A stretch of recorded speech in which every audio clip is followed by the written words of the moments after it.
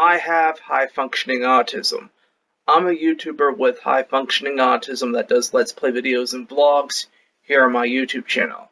But in addition to all that, I also like to add that I do support and spread the awareness of autism here on my YouTube channel.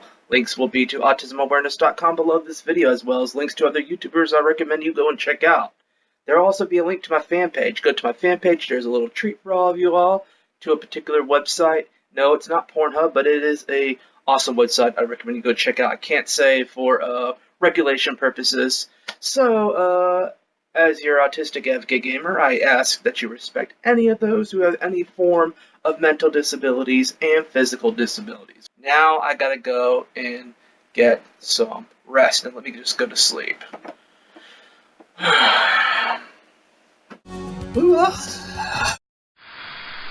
Where the hell am I? Oh shit. I gotta be dreaming. Crazy. Why is there a health indicator? In 1993, a science fiction horror-themed first-person shooter video game was introduced to most of the world by id Software. Feared and frowned upon by the left, the conservatives, and also, despite being criticized for its satanicness and graphic violence, the video game Doom was released and continues its legacy till this day, and became what I call the Christ of gun-ho hungry video gamers. As you play through the eyes of the main character, you kind of get a sense of a gravitating involvement where you get pulled in, so pulled in that it's almost as if you can't get out. Maybe I'm just exaggerating, but that's beside the point. Your main character is a space marine. Long story short, the story goes that you were sent to Mars as a punishment after attacking and killing your commander when he ordered fire on innocent civilians. The main character is not named throughout the game. The point lured to the main character not having a name was to get the player to feel more involved in the game. There was never a name for the Doom Marine because it's supposed to be you. The storyline plot has the game set over 100 years into the future, and all you basically do is kill, find keys, kill, activate switches, kill some more, find exits, and then perhaps kill some more. It is considered one of the most influential games of the 90s and is remembered pretty damn well for having helped to pioneer the now badass, ubiquitous first-person shooter, that of course being Doom 2016. The original game was divided into 3 episodes, with each consisting of 9 levels. 2 years later, after its official release in 1995, the 4th episode was added to the series, but needless to say, it sold at retail. And to spell it out for you all, that meant back then, if you only owned the first original, you would have to have gone and buy the game again, or I guess you would have to have gone and buy another floppy to complete the entire series. But that's just me guessing.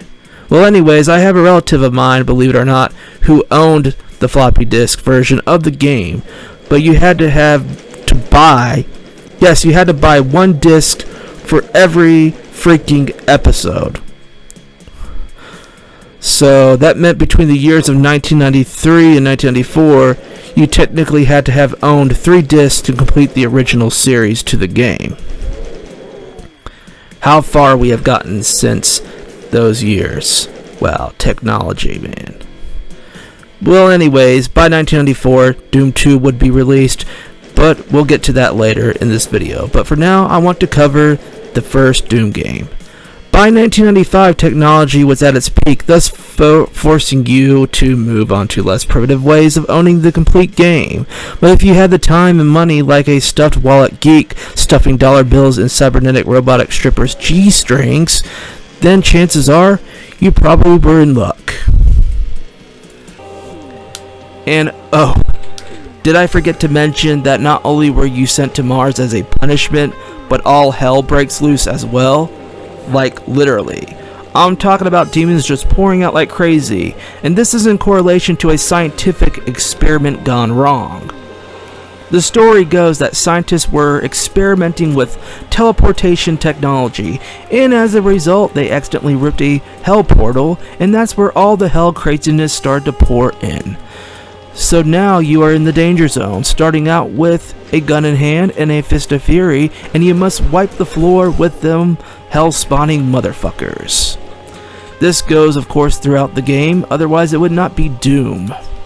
The last boss you face in this series is what is called the Spider Mastermind. After you destroy the Spider Mastermind, the game for this series ends, which now brings us to the follow-up of this game, Doom 2. Continuing off from Doom 1, Doom 2, as expected, you start off with nothing more than gun in hand and a fist of fury. The entire game consists of 32 levels total, and unlike its previous game, Doom 2 does not have its levels divided up into episodes. The concept to this game is pretty basic and so simple even a 7-year-old can figure it out. Although most parents would not be too pleased with the thought of their kids playing a game like this, especially at that age. So, like in the previous Doom, all you basically do in Doom 2 is the same, which is killing, finding keys, finding exits, bam. More enemy types were added, such as the chain gunner. Bald ass motherfuckers with a chain gun because rapid fire is their best friend. Hell Knight, a bleached down version of the Barons of Hell. Reverend, a bony motherfuckers with heat-seeking missiles launchers mounted to its shoulder. Mankybus, the epitome of morbid obesity at its best, but has flame launchers mounted on both of its arms and shoots out balls of flames, not balls of steel.